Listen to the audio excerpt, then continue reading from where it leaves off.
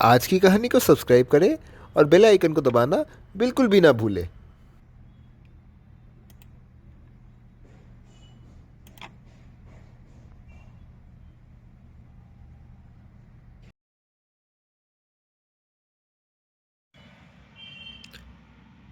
Sinbad अपने Baghdad शहर को वापस लौटता है। कई दिनों के बाद वह दोबारा अपना कारोबार शहर में करना शुरू करता है। वह सामान लेन देन का व्यापार करना शुरू करता है और वह अपने संग कई व्यापारियों से मिलता है और उनके संग वह दोबारा से जहाज में सामान लेन देन के सफ़र में निकल पड़ता है। वे जल यात्रा करने को जाते हैं।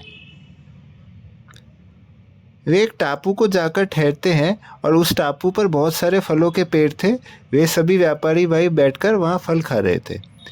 वे सभी उस टापू पर टहलते रहते हैं और सिंदबाद टापू में एक जगह पर जाकर विश्राम करता है। वह सो जाता है। कुछ देर बाद उसकी नींद खुलती है और वह जहाज को गायब देखता है और वह बहुत चकित हो जाता है। वह उसके साथी यात्रियों को भी वहाँ से गायब देखता है। ये देखकर सिंदबाद बहुत सदमे में आ जाता है और वह बहुत उदास हो जाता है। कुछ देर के बाद वह एक पेड़ पर चढ़ने लगता है और फिर वह एक तरकीब सोचता है। वह पेड़ पर चढ़कर समंदर की ओर देखने लगता है। वह झांकता है परंतु वह वहाँ पर कोई भी जहाज को वह जाते हुए नहीं देखता है। वह पेड़ की ऊंचाई पर जा बैठता है, तभी उसे बहुत बड़ा सा एक सफ़ेद कटोरा सा दिखता है। वह उस कटोरे के ऊपर जाकर बैठता है। वह उस कटोरे के भीतर घुसने का प्रयत्न करता है परंतु वहाँ पर कोई द्वार नहीं होता है और वह उस कटोरे के ऊपर विश्राम करता है। संध्या के समय एक विशाल पक्षी उस अंडे के लिए घोंसले में आता है।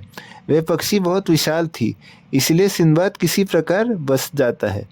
सिंदबाद एक तरकीब सोचता है और वह उस पक्षी के सहारे वापस अपने निवास बगदाद को जाने की सोचता है।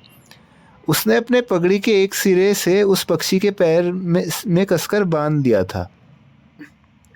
पक्षी उड़ान भरता है और सिंदबाद भी उसके संग उड़ान भरता है। पक्षी बहुत लंबी और ऊंची उड़ान भरता है। सिंदबाद किसी प्रकार उसके संग उड़ान भरता है और एक स्थल पर आ पहुंचता है और एक गड्ढे में जा गिरता है। वह गड्ढे को जा गिरता है और वह उस गड्ढे की गहराई को नापने लगता है। जैसे ही वह गड्ढे में गिरता है तभी एक सांप उसके पास आ जाता है। वह सांप से भयभीत हो जाता है और चुपके से कोने को जा छिपता है।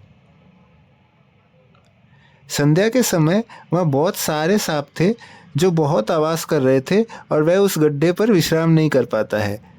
वह संध्या को किसी प्रकार से उस गड्ढे में गुजारता है। वह गड्ढे की ओर एक कोने तक पहुँचता है जहाँ पर बहुत सारे हीरे जवाहरात मौजूद होते हैं। तभी एक बड़ा सा मांस का टुकड़ा उसके निकट आ गिरता है और वह उसके पास जाता है।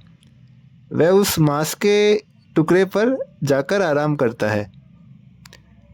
तभी वहाँ पर वह बहुत सारे मांस के टुकड़ों को गिरते हुए देखता है। अगले सवेरे को एक विशाल सा पक्षी उस मांस के टुकड़े पर पंजा मारता है और सिंदबाद उसी पक्षी से उड़ने लगता है। सिंदबाद पक्षी के रफ्तार से भयभीत हो जाता है।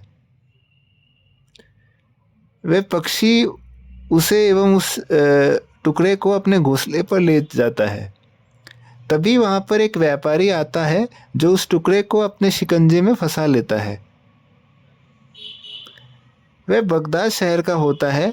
वह मांस के टुकड़ों को पकड़कर वहाँ से पक्षी द्वारा लाए हुए रत्न मांस के टुकड़ों में से चिपके हुए वे महंगे रत्न निकालता है। सिंदबाद यह सुनता है और उसे भी कुछ हीरे जवाहरात प्रदान करता है और वह अपनी रोमांचक कहानी सुनाता है।